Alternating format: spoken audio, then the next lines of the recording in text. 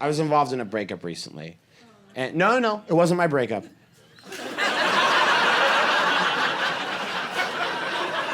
Don't feel bad, it wasn't my breakup. I was at Starbucks and there was a couple sitting behind me. And I got involved in the breakup. I was sitting there reading a book. I was sitting there reading a book called For the Relief of Unbearable Urges, which is a really great book, but it's not better than hearing someone go, "Give me one good reason we shouldn't go out anymore, Michelle!" And I was like, this can close.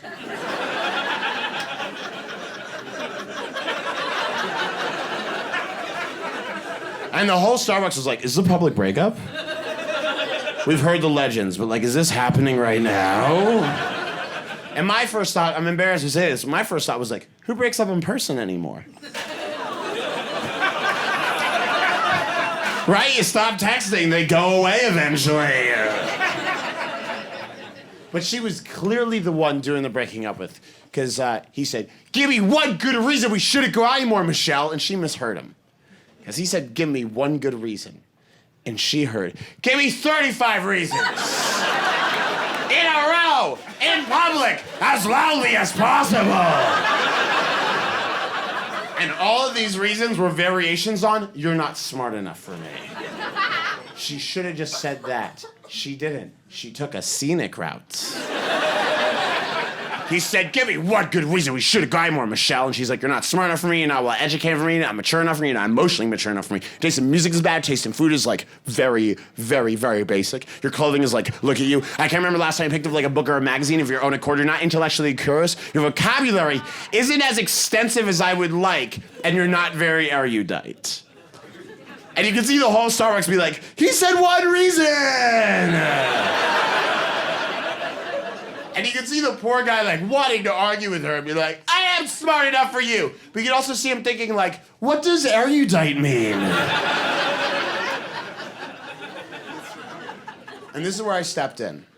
She said, "Hey, Kev, we should just be friends." That is a terrible start to a friendship. No good friendships start that way. No friendships start with someone going, "Hey, I never want to sleep with you ever again. Also, here's a laundry list of reasons in public that I think like you're one of the dumbest people I've ever met. Also, we should hang out sometime." So I turned around in a crowded Starbucks and I went, he has enough friends.